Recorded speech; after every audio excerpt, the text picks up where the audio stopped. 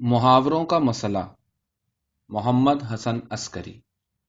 कमबख्त अदब में जहां और 20 मुसीबतें हैं, वहां एक झगड़ा यह भी है कि इसके एक उनसुर को बाकी अनासिर से अलग करके समझना चाहें तो बात आधी पौनी रह जाती है। यहाँ वो डॉक्टरों वाली बात नहीं चलती कि कोई कान के अमराज का माहिर है तो कोई नाक की बीमारियों का। अदब पारा अनासिर का मजमुआ नहीं होता। यहाँ तो कुल ही असल चीज है। कहीं से ईंट कहीं से रोड़ा लेके और चाहे जो बन जाए, अदब नहीं बनता। अदब का मामला तो वही है जो अशिया का है। अशिया में लंबाई होती है और चौड़ाई भी, लेकिन एक के बगैर दूसरी वजूद में नहीं आ सकती। अदब के बारे में सोचने बैठें तो यही उलझन पेश आती है। अभी एक पहलू के मुतालिक कोई बात कह के मुतमईन भी नहीं होने पाए थे कि पता चला ये पहलू दूसरे पहलू से जुड़ा हुआ है। जभी तो अदबी तनकीद का काम हवा से लड़ने के बराबर है। मसलन मैंने कुछ दिन से गुल मचा रखा है कि हमारे अदीबों को अल्फाज पर कुदरत हासिल नहीं, इसलिए हमारा सबसे पहला काम यह है कि अल्फाज को काबू में लाएं। इस सीधे सादे बयान से बज़ाहिर यह नतीजा निकलता है कि अदीब लोग रोज सुबह उठकर नहार मुंह लुगत का एक सफ़ा रट लिया करें, या पुरानी किताबें पढ़ पढ़ के अच्छे अच्छे लफ्ज़ों की एक फहरिस्त तैयार करें, और फिर इस फिक्र में रहें कि मौका बे मौका एक ज़ोरदार सा लफ्ज़ टिका दें। अगर बफर्ज मोहाल इस तरह अच्छी नस्र या नज्म लिखी भी जा सके तो महज एक अफसाना छपवाने की खातिर इतना झंझट कौन पालेगा कि नूरुल लुगात की 4 जिल्दें हर वक्त कंधे पर उठाए फिरे। असल पूछने की बात तो यह है कि लफ्ज याद किस तरह रहते हैं और लफ्जों पर काबू कैसे पाया जाता है।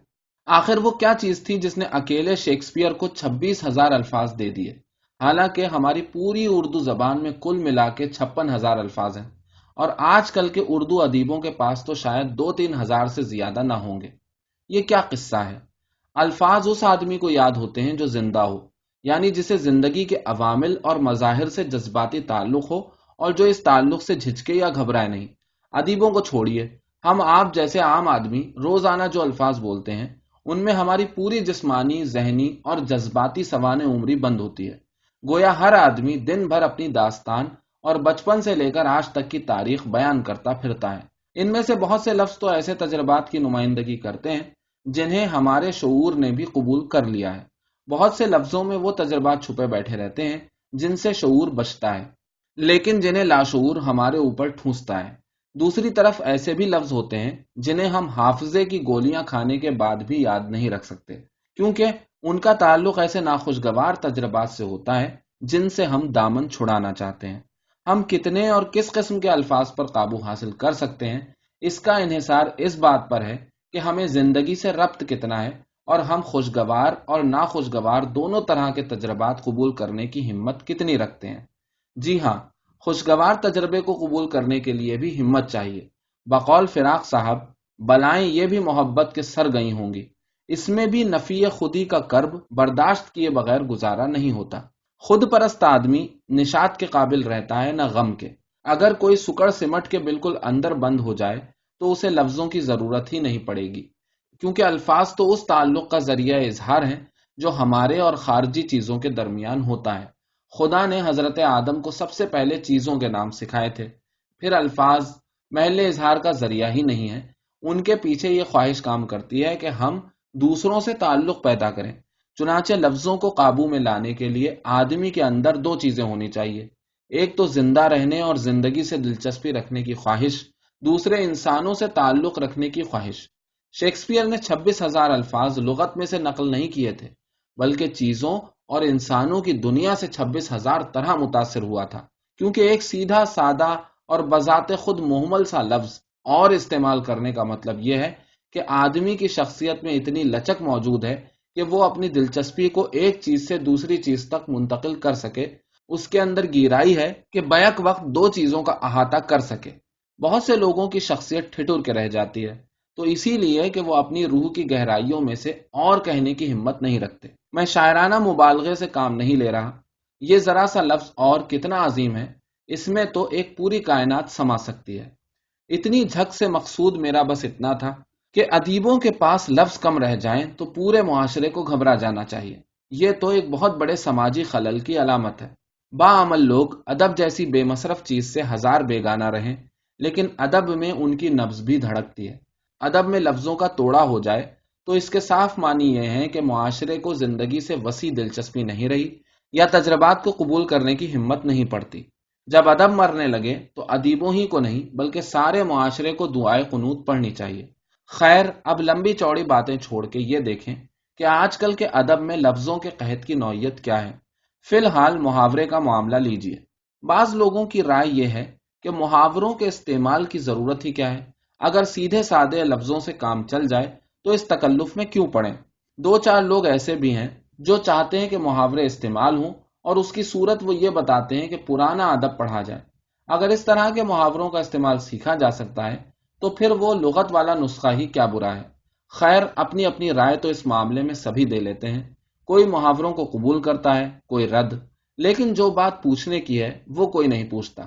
اصل سوال تو یہ ہے کہ محاورے کب استعمال ہوتے ہیں اور کیوں، اور محاوروں میں ہوتا کیا ہے، وہ ہمیں پسند کیوں آتے ہیں، ان سے بیان میں اضافہ کیا ہوتا ہے۔ خالص نظریاتی بحث تو مجھے آتی نہیں، ایک آدھ محاورے کو الٹ پلٹ کر دیکھتا ہوں کہ اس کے کیا معنی نکلتے ہیں۔ سرشار نے کہیں لکھا ہے، چراغ میں بتی پڑی اور اس نیک بخت نے چادر تانی۔ اس اچھے خاصے طویل جملے کا سیدھا سادہ مطلب یہ ہے کہ وہ لڑکی شام ہی سے سو جاتی ہے، تو جو بات کم لفظوں میں ادا ہو جائے اسے زیادہ لفظوں میں کیوں کہا جائے۔ اس سے فائدہ یہ ہے کہ جملے کا اصل مطلب وہ نہیں جو میں نے بیان کیا ہے، بلکہ اس سے کہیں زیادہ ہے۔ شام ہونا تو فطرت کا عمل ہے، چراغ میں بتی پڑنا انسانوں کی دنیا کا عمل ہے جو ایک فطری عمل کے ساتھ وقوع پذیر ہوتا ہے، اور یہ عمل خاصا ہنگامہ خیز ہے۔ جن لوگوں نے وہ زمانہ دیکھا ہے جب سرسوں کے تیل کے چراغ جلتے تھے، انہیں یاد ہوگا کہ چراغ میں بتی پڑنے کے بعد کتنی چل پول مچتی تھی۔ اندھیرا ہو چلا، ادھر بتی کے لیے روئی ڈھونڈی جا رہی ہے، روئی مل گئی تو جلدی میں بتی ٹھیک طرح نہیں بٹی جا رہی، کبھی بہت موٹی ہو گئی، کبھی بہت پتلی۔ دوسری طرف بچے بڑی بہن کے ہاتھ سے روئی چھین رہے ہیں، یہی وقت کھانا پکنے کا ہے، توے پر روٹی نظر نہیں آ رہی، روٹی پکانے والی الگ چلا رہی ہے، وغیرہ وغیرہ۔ چراغ میں بتی پڑنے کے معنی محض یہ نہیں کہ شام ہو گئی۔ اس فقرے کے ساتھ اجتماعی زندگی کا ایک پورا منظر سامنے آتا ہے۔ اس محاورے میں فطرت کی زندگی اور انسانی زندگی گھل مل کر ایک ہو گئی ہے، بلکہ شام کے اندھیرے اور سناٹے پر انسانوں کی زندگی کی ہمہ ہمی غالب آ گئی ہے۔ سرشار نے یہ نہیں کہا کہ سورج غروب ہوتے ہی سو جانا صحت کے لیے مضر ہے، انہیں تو اس پر تعجب ہوا ہے کہ ایسے وقت جب گھر کے چھوٹے بڑے سب ایک جگہ جمع ہوں اور اتنی چہل پہل ہو رہی ہو، ایک آدمی سب سے منہ موڑ کر الگ جا لیٹے۔ انہیں اعتراض یہ ہے کہ سونے والی نے اجتماعی زندگی سے بے تعلقی کیسے برتی۔ پھر چادر تاننا بھی سو جانے سے مختلف چیز ہے۔ اس میں ایک اکتاہٹ کا احساس ہے، یعنی آدمی زندگی کی سرگرمیوں سے تھک جانے کے بعد ایک شعوری فعل کے ذریعے اپنے آپ کو دوسروں سے الگ کر کے چادر کے نیچے پناہ لیتا ہے۔ سرشار نے محض ایک واقعہ نہیں بیان کیا، بلکہ عام انسانوں کے طرز عمل کا تقاضا دکھایا ہے۔ اس انفرادی فعل کے پیچھے سے اجتماعی زندگی جھانک رہی ہے۔ محاوروں کے ذریعے پس منظر اور پیش منظر ایک دوسرے میں پیوست ہو گئے ہیں۔ اب ایک اور ضرب المثل لیجئے، بلی کے بھاگوں چھینکا ٹوٹا۔ اس میں ایک عمومی تصور ایک خاص واقعے کی شکل میں پیش کیا گیا ہے۔ یہ ایک استعارہ ہے جو بقول ارسطو شاعری کی جان ہے۔ تو ایسے بھی محاورے اور ضرب الامثال ہوتی ہیں جو محض بیان سے آگے بڑھ کے شاعری بن جاتی ہیں۔ پھر مندرجہ بالا فقرے میں گھریلو زندگی کے کئی پہلو نظر آتے ہیں، خاص طور سے بعض جانوروں کو انسانوں کی زندگی میں جو دخل ہے اس کی طرف بھی اشارہ ملتا ہے۔ غرض محاوروں میں اجتماعی زندگی کی تصویریں، سماج کے تصورات اور معتقدات، انسان، فطرت اور کائنات کے متعلق سماج کا رویہ، یہ سب باتیں جھلکتی ہیں جن میں سماج کی پوری شخصیت بستی ہے۔ محاورہ استعمال کرنے کا فائدہ یہ ہے کہ اس کے ذریعے انفرادی تجربے کو اجتماعی تجربے کے پس منظر میں دیکھا جا سکتا ہے۔ محاورہ فرد کو معاشرے میں گھلا دیتا ہے، تخصیص میں تعمیم اور تعمیم میں تخصیص پیدا کر دیتا ہے۔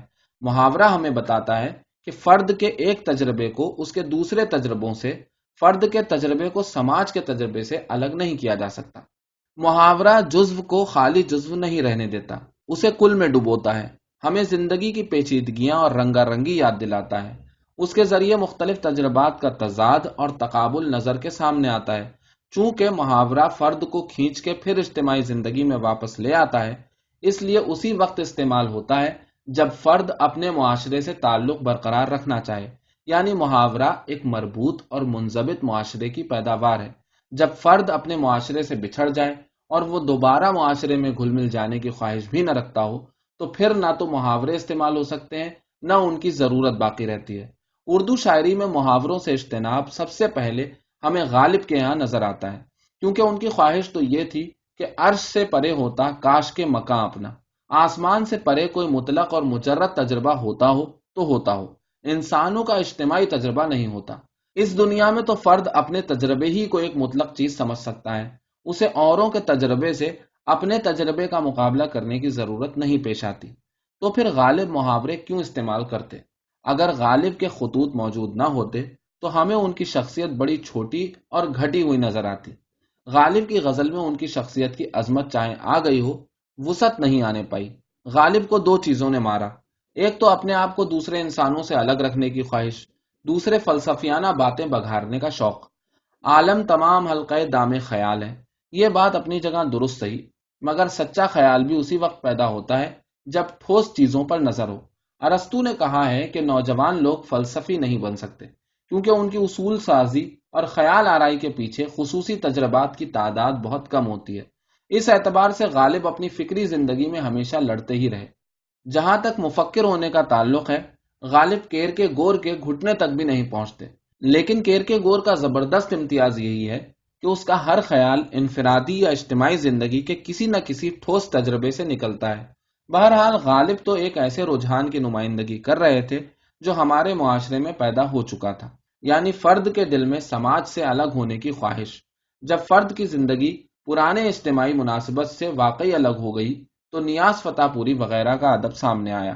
ان لوگوں کا عقیدہ تھا کہ ادیب کے تجربات عام انسانوں کے تجربات سے الگ اور جمالیاتی نوعیت کے ہوتے ہیں، اور ادیب تصورات کی دنیا میں رہتا ہے۔ فارسی اور عربی کے الفاظ کی تعداد زیادہ ہو جانے کے یہی معنی ہے۔ ان ادیبوں کو تو یہی منظور تھا کہ اپنے تجربات کا اختصاص اور ندرت دکھائیں اور اجتماعی تجربات کا سایہ تک اپنے ذہن پر نہ پڑنے پائے۔ چنانچہ محاورے اسی لیے ترک کیے گئے تاکہ اجتماعی زندگی بن بلائے مہمان کی طرح نہ گھس پڑے۔ رہے سن 36 کے بعد والے ادیب تو عقیدے کے اعتبار سے تو وہ اجتماعی زندگی کے قائل تھے، مگر خاندان، مذہب وغیرہ سماجی اداروں پر یقین نہ رکھتے تھے، یعنی وہ موجودہ اجتماعی زندگی کو رد کر کے اپنا تعلق ایک آئندہ اور خیالی اجتماعی زندگی استوار کرنا چاہتے تھے۔ پھر دوسری طرف کسی طرح کی اجتماعی زندگی سے انہیں جذباتی علاقہ نہ تھا، اس کے مشاہدے کی خواہش ضرور تھی۔ یہاں میں ایک عام رجحان کا ذکر کر رہا ہوں۔ انفرادی حیثیت سے احمد علی، عصمت چغتائی، انتظار حسین وغیرہ میں زندگی سے محبت نظر آتی ہے۔ جو لوگ اجتماعی زندگی سے اس بری طرح کٹ گئے ہوں وہ اگر چاہیں بھی تو محاورے استعمال نہیں کر سکتے، کیونکہ اجتماعی زندگی ان کی شخصیت میں اس طرح جذب ہی نہیں ہوئی جیسے سرشار، نذیر احمد اور راشد الخیری میں رس بس گئی تھی۔ یہ لوگ چراغ میں بتی پڑی کہہ ہی نہیں سکتے، کیونکہ شام کے تصور کے ساتھ ان کے ذہن میں اجتماعی زندگی کا کوئی منظر نہیں ابھرتا۔ یہ تو چادر تاننا بھی نہیں کہہ سکتے، کیونکہ انہیں انسانوں کے چھوٹے سے چھوٹے فعل سے وہ دلچسپی نہیں جو سرشار کو تھی۔ یہ لوگ تو ایسی جگہ محض سونا کہیں گے، یعنی ایسا لفظ استعمال کریں گے جو ایک جسمانی فعل تو ضرور دکھائے مگر انسانی مناسبات سے خالی ہو۔ تو محاورے کا مسئلہ محض ادبی مسئلہ نہیں، بلکہ ہماری پوری انفرادی اور اجتماعی زندگی کا مسئلہ ہے۔ ہمارے ذہن میں محاورے اس وقت آئیں گے جب ہم اجتماعی زندگی سے جذباتی تعلق رکھتے ہوں اور اپنے معاشرے کو قبول کریں۔ محاورے تو اجتماعی زندگی کی طرح شاعری میں اجتماعی زندگی کے متس ہیں۔ جب تک ہمیں اجتماعی زندگی میں شاعری نظر آئے گی ہم محاورے بھی استعمال نہیں کر سکیں گے، کیونکہ سماجی پس منظر بدل چکا ہے اور ان کے ذریعے ہمارے ذہن میں کوئی تصویر نہیں ابھرتی۔ زندگی کی شکلیں بدل جائیں تو محاورے بھی نئے بننے چاہیے۔ لیکن غضب تو یہی ہوا کہ نئے محاوروں کی پیدائش بالکل رک گئی ہے۔ اس کا مطلب یہ ہے کہ ہمیں اپنی زندگی سے تخلیقی دلچسپی اور گہرا جذباتی تعلق باقی نہیں رہا۔ دوسرے ہماری زندگی اجزاء میں بٹ گئی ہے، کل کا احساس غائب ہو گیا ہے۔ ہم اپنے تجربات کو ایک دوسرے میں گھلا ملا کر ایک نہیں بنا سکتے، اسی لیے ہمارا ذہن نئے محاورے ایجاد نہیں کرتا۔ ذہن میں یہ صلاحیت تو اسی وقت آتی ہے جب فرد اور معاشرے میں سچا ربط ہو۔ جان بوجھ کر محاوروں کی لین ڈوری لگا دینے کا مطلب اس سے زیادہ کچھ نہیں کہ یہ ایک نقلی ربط پیدا کرنے کی کوشش ہے۔ محاورے اسی وقت قابو میں آئیں گے جب ادیبوں کو ہی نہیں بلکہ ہمارے معاشرے کے سب افراد کو اجتماعی زندگی میں ڈوب جانے کی لگن ہو، اور نئے محاورے اس وقت پیدا ہوں گے جب فرد اور جماعت کا ربط اتنا گہرا ہو کہ ہمیں اس ربط کی موجودگی کا خیال بھی نہ آئے۔